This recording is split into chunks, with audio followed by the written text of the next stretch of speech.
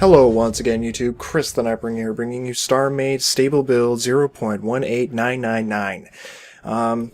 And my god, it is one hell of an update.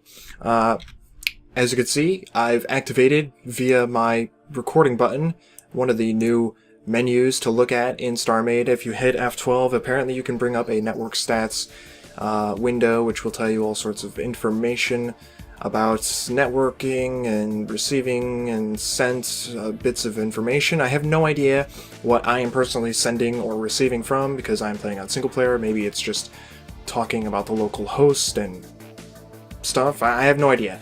But if you're interested in that kind of things, those kind of things, you can press F12 and look at the network stats window. Now, aside from that little feature that I only just discovered while recording, there are tons of optimizations to the game, graphically as well as in terms of network performance. Graphically, players should be experiencing an FPS increase of up to twice as much as they had before. So, you know, it's just better to look at larger things now, and you should all do that because it's pretty awesome. Of course, with every update comes its batch of bugs that have been overlooked, but that being said, so far what we are experiencing is working pretty well. I'm already hearing lots of good things from the new, recent, or soon-to-be opened Shattered Skies server. I don't know if it's opened at this point. They're working on it right now, but definitely check that out, link in the description. I'm already hearing lots of good things from players on servers about how well everything is working, how much of a performance boost these people are receiving, and it's really great. Just a heads up, and from what I've read on the dev blog, in order to get in on the performance boosts, you have to turn off occlusion culling, which you can do from in-game as well as out-of-game. So, there are some new blocks real quick that I would like to share with you. There's only 3 new blocks, but here is one of them. This is the force field. It acts just like a regular door. You can activate it with a core logic as well as touching it with your hand, pressing R, of course. And it comes into 3 colors, yellow, blue, and red, and this is quite amazing. I have no doubt further functionality will be added to the force fields, so stay tuned and pay attention to that. In the future, you may be seeing additional functions such as harming enemy faction members when passing through it or touching it, or I don't know, being able to fly ships through it while it prevents players from flying through it or something. I don't know, there's all sorts of crazy things they could do, and it's pretty awesome. But there it is, that is the yellow force field. As you can tell, the texture is slightly animated, and you can't really see it from over here, but there you go. Hopefully you guys can see that. If we come inside real quick, I'll show you the blue one, which is right here. Again, a slightly animated texture. It kind of pulses brighter, and it's got like a nice little pattern on it. And then the red one is over here. It's got a very basic grid layout. It's kind of hard to see because it's oversaturating the area, the rest of the blocks behind it. But there you have it. That is the 3 new force field blocks, which is pretty sweet. So I'm going to jump out of this ship, and I'm going to jump into the Executioner, which is one of my other ships. One major thing that has changed is that shields, or shield capacitors, have been buffed. They now can carry twice as much shielding in one block. So the previous value, I believe, was 55, and now they can carry 110 shields per shield capacitor. So in terms of what I do and the way I build my ships, that's pretty awesome because my ships now have more survivability to them. Shields were, you know, not really gonna work compared to how much hull I was putting on these ships and how little my weapon systems are. But now shields are actually, you know, kind of buffed. This is to prevent alpha damage, apparently. I personally have absolutely no idea what effect this will have when weapons and hull and health updates come out in the future, or if, you know, tweaks to values and stuff will, you know, have an effect on how this all plays out in the end. Personally, I thought that shields were not something that needed to be altered. I thought, you know, hull was the primary concern, but I'm not gonna say anything about it. I think it's actually kind of neat. It kind of works with the stuff that I do, so that's pretty sweet. And, you know, I know a lot of players that wanted that suggestion followed through are now probably happy about it.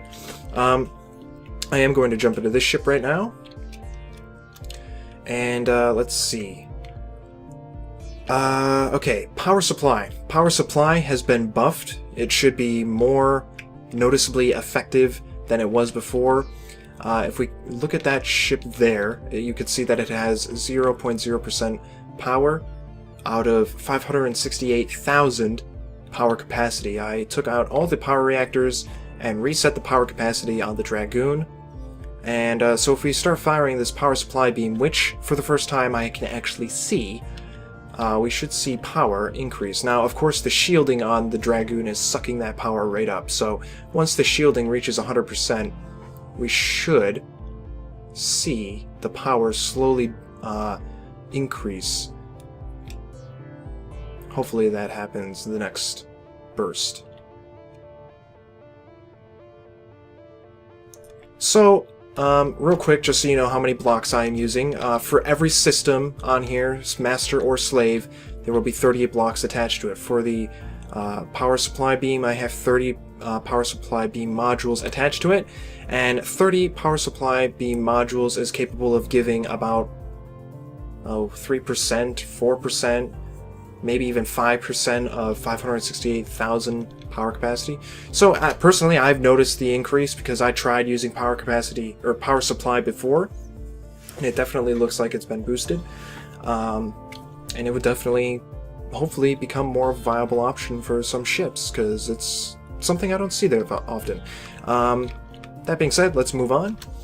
Real quick, I have to add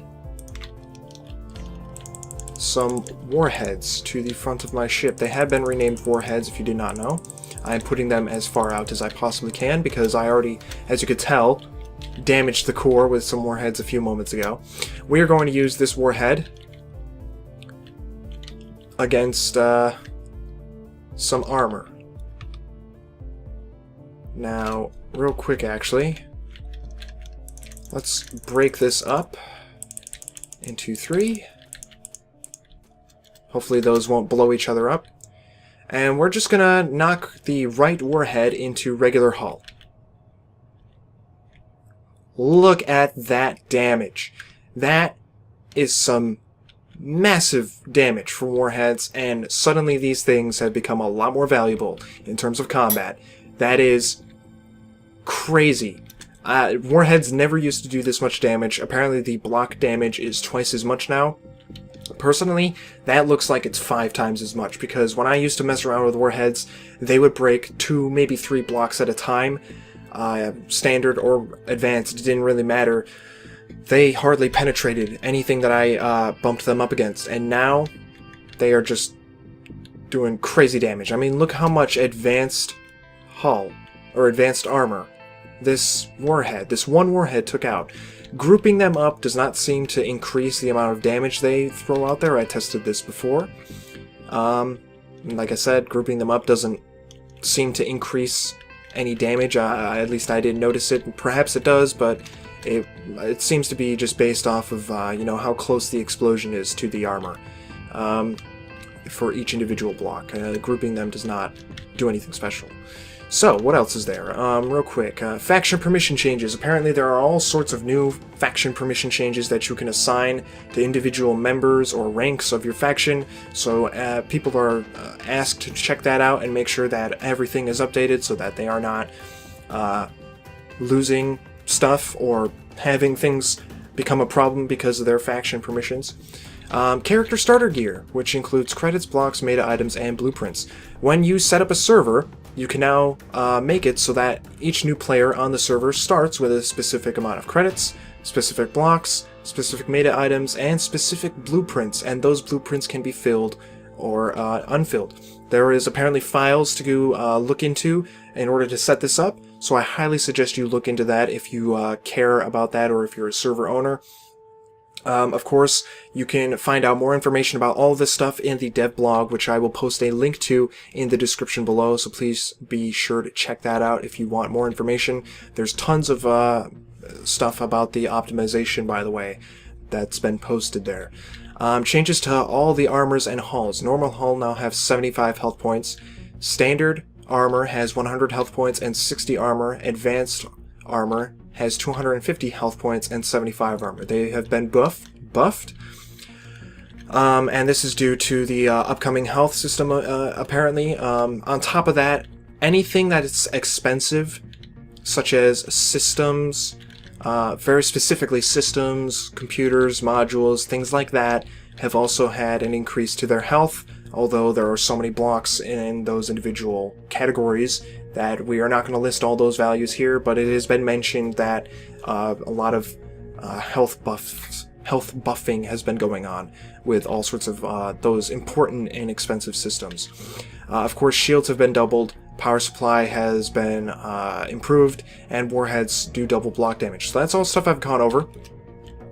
There have been changes to missile pulse and missile beam combinations. Missile pulse, the radius has been nerfed, but they are slightly faster and they do more damage. The missile beam, crap, what does the missile beam say? Oh, it's slower. The missile beam, I didn't write anything down, I'm an idiot. Missile beam is slower, so anti-missile turrets have less of a chance of missing it. So, real quick, we're going to fire off the missile pulse just to see how much a missile with 30 modules and a pulse system slave to it with 30 modules, that should be 100% effect, 30 by 30, that we'll see how much damage it does, this missile pulse. So we're going to shoot. That's not bad. That's actually really nice. That is, of course, being shot at water, so I don't really think this has any armor value or any of that stuff going on. That's 30 blocks for each, and that's this system right here going down 30 blocks. We're real quick going to shoot the missile beam. We're going to do it in this quadrant right here.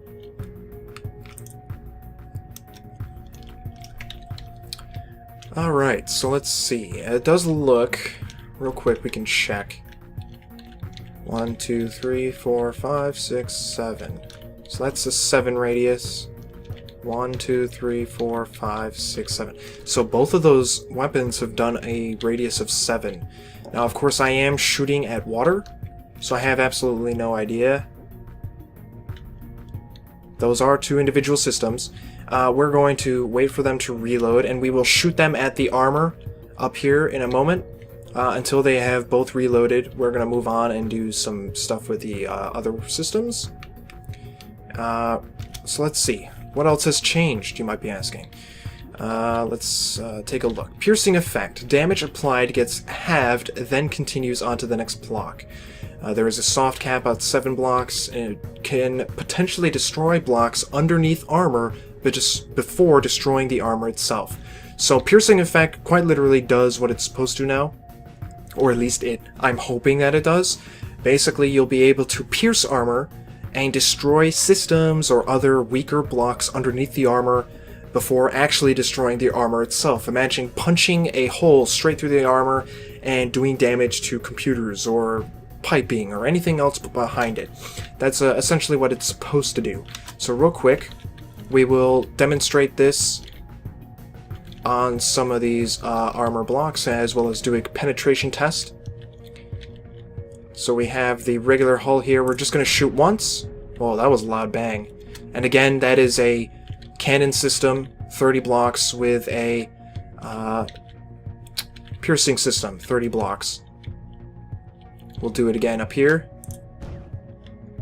That didn't seem to go as far in, and the explosion was much quieter. And finally, you can see that advanced armor is really holding up. I'm not seeing any damage. I'm not even seeing broken blocks. It doesn't look like there are any broken blocks. This went 1 block in, and in regular hull, it did 2 blocks and a little bit of damage. So, that's not bad. That's not bad. Very loud explosion with the regular hull. We'll shoot once more. And again, it doesn't look like anything's really changed. 2 blocks. So, I mean, I'm not using a massive weapon system. I'm just demonstrating the differences and possibly what has changed. Of course, I am sure if there were systems behind this, that's something I honestly probably should have demonstrated, but it would appear as if, you know, if systems were behind this for it to damage, they would be damaged as well. Real quick, we're going to take the beam system that I have here and connect it to the piercing system. and then we're gonna find it in here. Hopefully, there it is. So let's real quick do some beam damage. We'll do this in the other corner. That's one salvo. It's another salvo. That's the final salvo. Alright, so we'll see how much damage it does here. That's 5 blocks. I can't see the texture on that. If we go up, that's 5 blocks as well. And it's broken 2 of the advanced hull. So, hopefully that gives us an idea as to what's going on with this. Now, let's real quick look at the changes to punch through. Right? Yes? No? No. Explosive. 1/6 of damage is applied to touching blocks. Now, I have no idea if they actually changed this, but they made sure to mention it in the dev blog, so it's entirely possible that something has changed. We are going to test this out now. We're going to do a cannon with explosive effect. 30 blocks of cannon, 30 blocks of explosive. That's to advanced hull. That's standard armor. That's... No. My mistake. That's regular hull, standard armor, and advanced armor. As you can see, again, very little damage to the single advanced block. It has spread out some damage on the advanced, or the standard armor. And the regular hull, a lot more damage than the standard hull. So real quick, again, we will tie it to the beam system. And we will test it with the beam system. Damage beam computer. I'm gonna sneeze, hold on. Oh god, I didn't sneeze. Shoot. Oh, I am sorry about that. There it is on the standard hull. And the regular hull. And I can go in here real quick. I can see that the beam did about 6 blocks of damage. 5 blocks destroyed here, and 1 block destroyed there. Not bad. Not bad. So, personally, I like the explosive effect because it just applies the damage in a really nice way. Although, there are benefits to using punch through and piercing. Punch through. Damage is applied... Oh no. Damage applied to a block gets reduced by block effective health points, then continues. Soft cap at 7 blocks. So if you have a cannon that can do enough damage to break a block, it reduces the damage of the shot by the amount that would have been absorbed by the block, or the block's effective health points, right? And then it moves on and carries the rest of the damage that's left over up to 7 blocks into the structures. So we're going to test this now with cannons. I'm going to come over here and demonstrate it on these fresh hulls.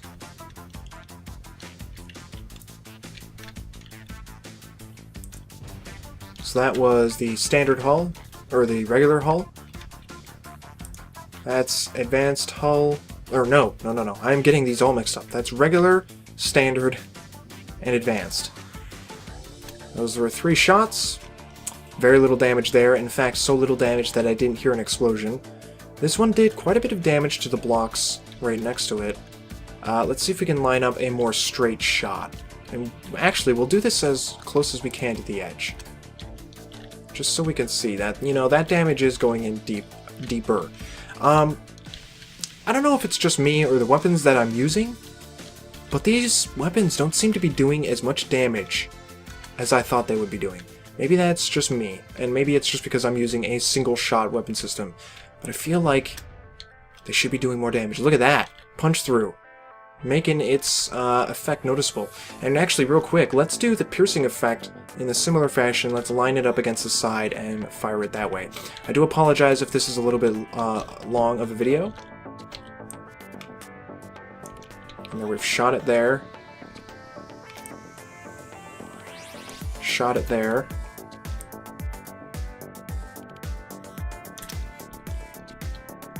So we got 3 blocks plus damage, 5 blocks no damage, and 5 blocks no additional damage, it looks like. There could be damage, but the texture may not have turned on because of how little damage would have been applied.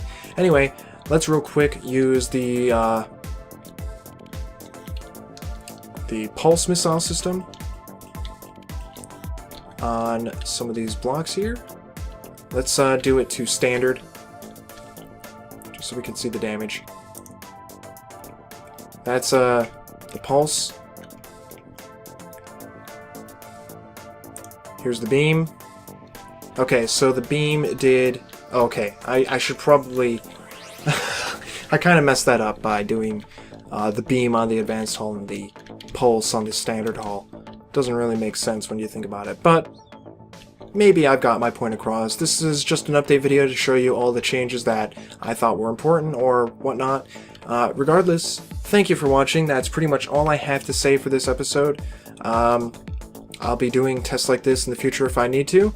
Well, it was pretty interesting. You know, there's some new blocks, lots of optimizations, and of course this is nothing compared to the rail system that's going to be implemented, which is going to add a whole bunch of features and gameplay options to us in the future. So, thank you for watching. This was Stable Build 0.18999 of StarMade.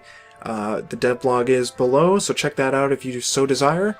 Thank you for watching, subscribe for more of these videos, and I will see you all next time.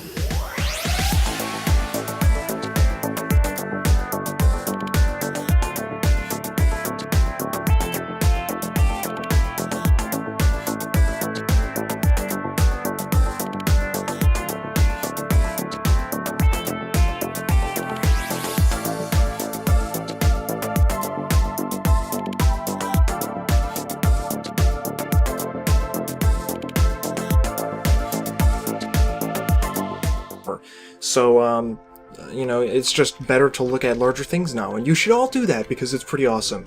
Of course, with every update comes its batch of bugs that have been overlooked, but that being said, so far what we are experiencing is working pretty well. I'm already hearing lots of good things from the new, recent, or soon-to-be opened Shattered Skies server. I don't know if it's opened at this point. They're working on it right now, but definitely check that out, link in the description. I'm already hearing lots of good things from players on servers about how well everything is working, how much of a performance boost these people are receiving.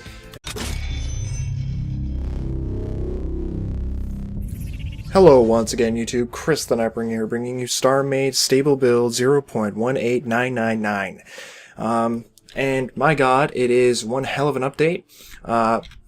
As you can see, I've activated via my recording button one of the new menus to look at in StarMade. If you hit F12, apparently you can bring up a network stats window, which will tell you all sorts of information about networking and receiving and sent bits of information. I have no idea what I am personally sending or receiving from because I'm playing on single player. Maybe it's just talking about the local host and stuff. I have no idea.